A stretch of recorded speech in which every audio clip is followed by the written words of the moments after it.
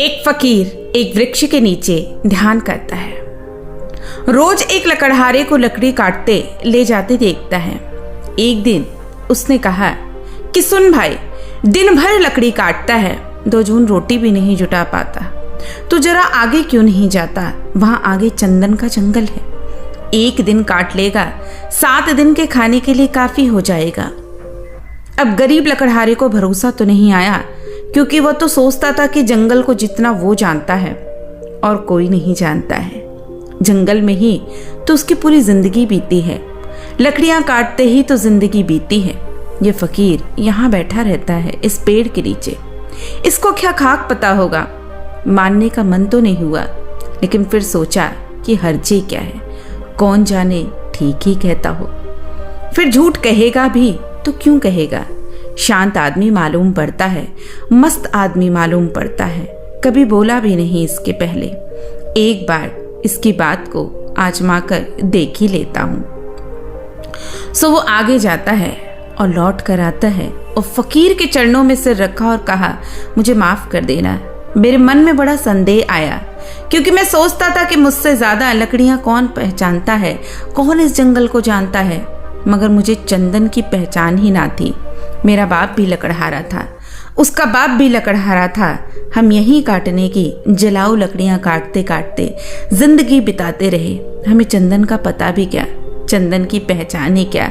हमें तो चंदन मिल भी जाता तो भी हम काट कर बेच आते उसे बाजार में ऐसे ही।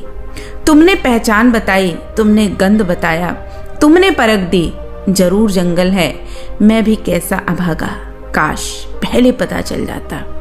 फकीर ने कहा, कोई फिक्र नहीं करो, जब पता चल गया तभी जल्दी है, जब घर आ गए तभी सवेरा है। दिन बड़े मजे से उसके कटने लगे। 1 दिन काट लेता, 7, 8 दिन, 10 दिन जंगल जाने की जरूरत ही नहीं पड़ती। अब एक बार वो फिर से आता है चंदन की लकड़ियां काटने। तो फकीर ने कहा, मेरे भाई, मैं सोचता था कि तुम्हें कुछ अकल आएगी, जिंदगी भर तुम लकड़ियां काटते रहे, आगे न गए। तुमने कभी ये सवाल नहीं उठा कि इस चंदन के आगे भी कुछ हो सकता है? तो उसने कहा, मुझे तो ये सवाल आया ही नहीं, क्या चंदन के आगे भी कुछ है? तो उस फकीर ने कहा कि चंदन के जरा आगे जाओ तो वहां चांदी की खान है, लकड़ियां काटना छोड़ो, 1 दिन ले आओ, 4-6 महीने जाने की जरूरत ही नहीं होगी। अब तो उसे उसकी बात पे पूरा भरोसा था, भागा, संदेह भी न था। चांदी पर हाथ लग गए तो कहना ही क्या, चांदी ही चांदी थी।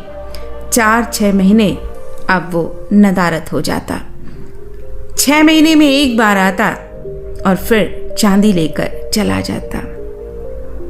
लेकिन आदमी का मन ऐसा मूड है कि उसे फिर ख्याल ना आया कि आगे इससे भी ज्यादा कुछ हो सकता है।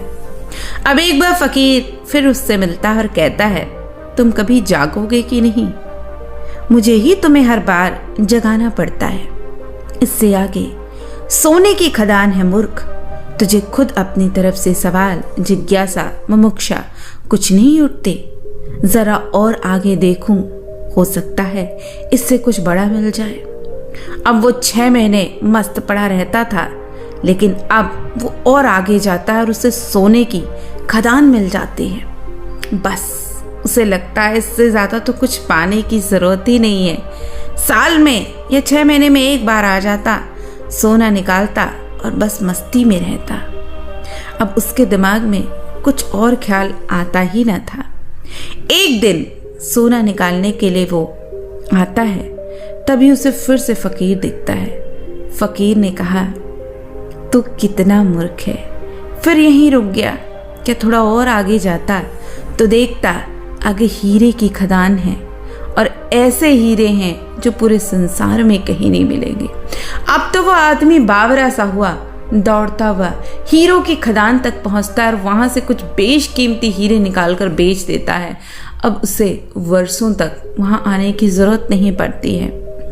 अब वो बूढ़ा हो गया, धीरे धीरे समय काफी बीत गया था।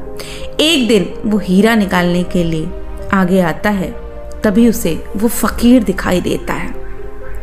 तो फकीर कहता है कि तुम तो अब बहुत धनवान हो गए हो, बड़ी अकड़ भी आ गई है, बड़े महल भी खड़े कर लिए हैं, तो वो कहता है कि अब तुम इतने परेशान क्यों हो, क्या तुम इससे आगे और जाना चाहते हो? तो वह व्यक्ति कहता है कि महाराज, चांदी, सोना, हीरा, इसके आगे हो ही क्या सकता है? तो उस फकीर ने कहा, हीरों के आगे मैं हूं। तुम्हें कभी ख्याल नहीं आया कि ये आदमी मस्त यहां बैठा है जिसे पता ही नहीं कि इसके आगे चांदी है, सोना है, हीरा है, जबकि मैंने ही तुम्हें इसके बारे में बताया? क्या मैं इन हीरों की खदान को बेचकर खुद बहुत धनवान नहीं हो सकता था? क्या वो हीरे मैं नहीं ले सकता था? क्या वो सोना मैं नहीं ले सकता था? क्या वो चांदी मैं नहीं ले सकता था? लेकिन तुमने कभी ये नहीं सोचा कि इन हीरों की खदानों के आगे क्या है? इसके आगे भी तो कुछ है जो मेरे पास है, जिसकी वजह से मुझे इन चीजों की जरूरत नहीं पड़ती। अब वो आदमी बहुत बूढ़ा हो गया था, रोने लगा, सिर पटक दिया उसके चरणों में और कहता है, मैं कैसा मूढ़ हूं, मेरे मन में कभी ये सवाल ही नहीं आया। जब तुम मुझे बताते थे तब मुझे याद आता था कि ये तो मेरे जन्म जन्मों में भी नहीं आ सकता था कि हीरो से भी बड़ा कोई धन है। तो फकीर ने कहा, मेरे पास वो जो सबसे बड़ा धन है, उस धन का नाम है ध्यान। अब खूब तेरे पास धन है, धन की कोई जरूरत नहीं। अब जरा अपने भीतर की खदान को खोज जो सबसे आगे है। मैं यही तुझसे कहता हूं, और आगे चलते ही जाना है, और उस समय तक मत रुकना जब तक कि सारे अनुभव शांत न हो जाएं।